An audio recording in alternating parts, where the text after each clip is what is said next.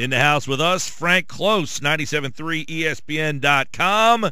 Philadelphia.com is where you can get all the Phillies news and notes from Frank, from the guys at sportstalkphilly.com. And right now on the website, 97.3 ESPN.com, he has his Monday mailbag. As he posts them on Monday, we answer the questions for you guys on Tuesdays at this time. And right off the bat, Frank, Steven wants to know what everybody wants to know. Are you surprised the Phillies couldn't make a deal for Jeremy Hellickson? And I guess the validity of this question comes in this form. There was a lot of pitchers traded yesterday and a lot of prospects that got thrown around baseball. Could the Phillies have got in on that game? I don't know that Jeremy Hellickson had the value that a lot of those pitchers did that got passed around throughout baseball. Some of them, if you look at the ones that got moved, they were signed to multiple years. I don't think that necessarily a lot was given up for them. It seemed like if you looked at the trade deadline, most teams didn't give up their best prospects in the process of making trades. I thought the Marlins gave up their best prospects. We kind of found out throughout the course of a few reports yesterday that the Marlins wanted a second pitcher from the Phillies, which kind of killed the Hellickson deal, but ironically, they acquired damaged goods from the Padres and ended up with one pitcher after all. But really, there wasn't a lot that you could look at that you wish that the Phillies could have gotten, because their players were not necessarily that similar. So, in the end, I mean, Hellickson having a good year. He's making $7 million. He is a free agent at the end of the year. Think the fact that he was a free agent actually hurt his trade value? I think so, because it's a lot better than it was a couple of years ago. If you remember, the last couple of years, nobody wanted to give up any prospects whatsoever. And it really, the prospects were overvalued, in my opinion, the last few years. This year, they're more willing to trade prospects, but they're willing to do it if they get a longer return out of it. So somebody who would only be with the team for a couple of months, I don't think they were willing to give up anything of too strong a value for Jeremy Hellickson. And I think that, judging by the fact that the Phillies could get a draft pick for Hellickson after the season, it didn't make sense to move him unless you got somebody who projected to be what you could get at the end of the first round. Frank Klose is with us. The Phillies mailbag is open. And then, Frank, what are the chances then that the Phillies do bring Hellickson back, and does he make sense to bring him back, especially at the price that it looks like they'd have to make that qualifying offer? Yeah, so the way the qualifying offer works, the Phillies can extend to him a qualifying offer. There's a mathematical formula. I forget what number of contracts it is, but it'll probably be around $16, $17 million this offseason. So they could offer him the qualifying offer, which is essentially a one-year deal and $17 million. If he accepts it, then the Phillies have him back for 1 year at $17 million. If he rejects it, the team that signs him loses their first-round pick, and the Phillies get a pick at the end of the first round. So I looked at last year's free agent class. The closest pitcher I found to Hellickson is Mike Leake, and the Cardinals gave him 5 years and $75 million. Now, it's kind of hard to compare the two in terms of the deal, because the Cardinals did not have to give up a draft pick to sign him. But I think somebody like Hellickson will reject that $17 million offer and try to get a deal about 5 and 75, because if you look at the free agent class, there really aren't a lot of pitchers on that free agent class going into next year. So a team that's really desperate for a starter is probably going to sign Hellickson, and I don't think it's in his agent Scott Boris's MO to accept the offer either. So I don't think the Phillies are going to be stuck with him. I think they tend to are leaning on the side of they're going to get a draft pick for him. So I think it was a chance worth taking for a team like the Phillies, because they do get some value out of Hellickson. And as I was telling Mike yesterday, this young rotation, if they lose their one veteran presence, the whole thing could fall apart and they could be overexposed. So there is value to keep them now, and they can still get a prospect later. So does Hellickson get more than $16 million on the open market? You kind of hinted at the fact that how Boris likes to work, but is he worth more than $16 million on the open market? I don't think he's going to get $16, $17 million a year in a long-term deal, but he could get 15. I don't think that's out of the realm of possibilities. So let's say a team gives him 3 years and $48 million.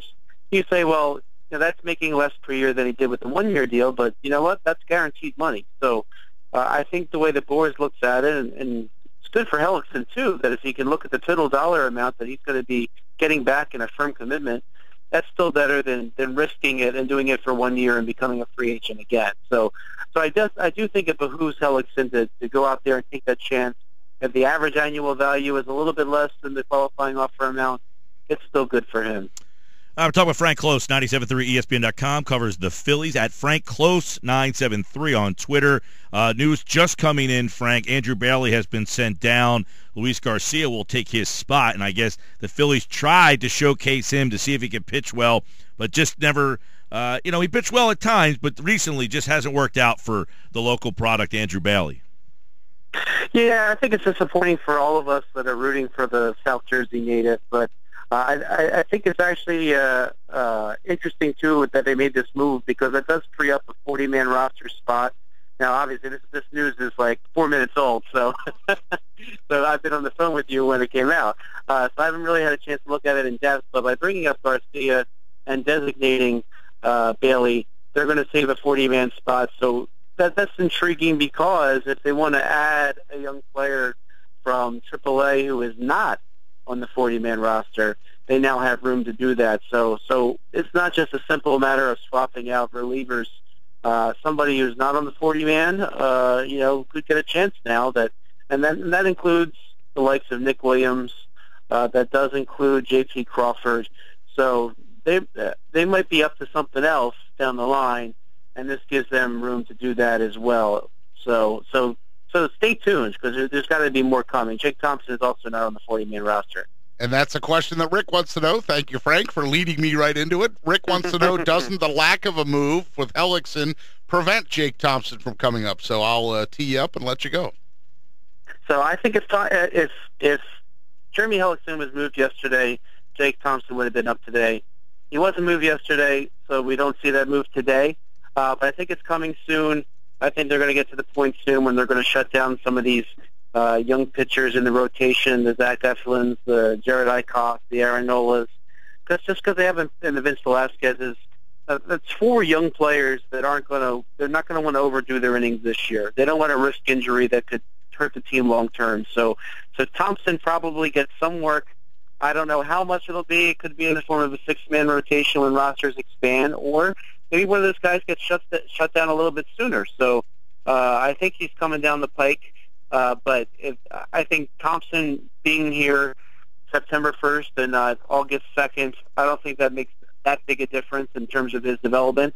I know fans are probably really eager to see him, but there is something to be said for letting Thompson finish out the month of August. The AAA season ends sooner. The Iron Pigs just took first place last night, so they have a shot at the playoffs. So letting Thompson lead the way, letting Thompson perhaps win a AAA championship, that could carry into the major league club down the line, and that's something that has value to it as well. Frank Klose is with us. Question here on the mailbag wants to know, why is Cody Ashley getting more time than Tyler Goeddel? Do they not want to see more from Goeddel? He was playing pretty well at one point. I remember we had a conversation about moving him up to the number 2 spot in the lineup. He was about as hot as Peter Borges was for a while. Yeah, he did have a really good hot stretch. I think when we look at Tyler Goodell's year, everybody remembers his throw to Rupp, yeah. Yeah, it's right to Rupp. It ended that game. Everybody remembers that, so we know he's got a great arm. I think we've seen from the little bit he's played, he's some home runs driven in, some runs. Now he's only batting .203, so it's not like he was tearing the cover off of the ball. But I think what the question refers to is that we've seen a lot of really nice tools out of Tyler Goeddel in this Phillies season. Now, he is a Rule 5 pick. He did skip over in AAA, and I think the Phillies are trying not to overdo it in his time in the major league. So he's been filling that backup role, pinch hitter. Lately, we've seen him come in against left-handed pitchers, even though Ashley has started. And I think they're just trying to get through this year. Then they get full control of him because if he didn't stay on the roster, remember Daniel Stumpf got returned to the Royals. So the Rays would get Goeddel back if they try to send him down now. But we're almost at the time where rosters expand. There's no pressure to dump him off the roster. But it's not inconceivable that next year he starts in AAA and gets to play every day. And then they really get a chance to fully see what he's going to have. And by rushing him to the major leagues, you don't want to overexpose him either. So So I think if you look at Goodell's 2016 season, you don't think that he did a poor job. I think people walk away from it saying, this kid has some tools. I'm looking forward to seeing what he has down the line. But that may not even happen with him on the opening day roster next year. So that's important to remember, that you don't want to overexpose somebody like Goodell at this young age. Couple things, Frank. Clintac talked about yesterday that August, don't be, roll it out. Who are some of the top trade candidates in August that would get through waivers no problem? Well, looking at the Phillies roster, we know that the likes of Ryan Howard are going to get through waivers, because if the team claims him on waivers, the Phillies could just give him away, and the other team eats all the money left. So you know that somebody like him is going to pass through. Somebody like Carlos Ruiz could pass through as well. I mean, Ruiz doesn't have an outrageous salary, but a team claiming the player, they don't want to risk taking on the whole salary, because let's face it, most teams, their budgets are blown by now. So Ruiz could get through waivers. Somebody like Borges, he could get claims, and the Phillies could work out a deal. So, one thing about this waiver process is somebody could claim Jeremy Hellickson, and the Phillies could give the other team the option of, so let's say the Marlins, they still need a starter. They put a claim in on Jeremy Hellickson, and then the Phillies say to the Marlins, all right, so what are you going to give us? Otherwise, we're going to claim him back. And the Marlins might give the Phillies a prospect, and the Phillies, let Hellickson go to the Marlins. So there is still some room there. Teams do claim players that they're interested in acquiring that they probably know will not be just given to them. They still will have to give up a prospect. So even if a player is claimed, they can still work out a deal. So I think the big money players are going to slip through. Somebody like Hellickson, I could see somebody claiming Hellickson and the Phillies working out a deal with them. You remember last year, of all people, somebody claimed Jeff Francoeur, for example, and the Phillies didn't work out a deal with the team, and they kept them for the rest of the year. So there's a couple ways you can make the trade. If they totally clear, or somebody claims him, and you can work out a deal with the team that claimed the player. So there's a few things could happen. I don't think that they maybe somebody wants to take a flyer on Ryan Howard for the month of September. There's no commitment beyond that. So you could see something like that. But really, I think one thing that was kind of clear about this non-waiver trade deadline is that there really wasn't much of a market for neither Ruiz or Howard, and that might not change. I would just look to see if somebody claims Hellickson and if you work out a deal with them. All right, Frank has the mailbag over at 973ESPN.com. Get your questions in for next week's mailbag at Frank Klose 973 on Twitter. Thanks, Frank. Thanks, guys.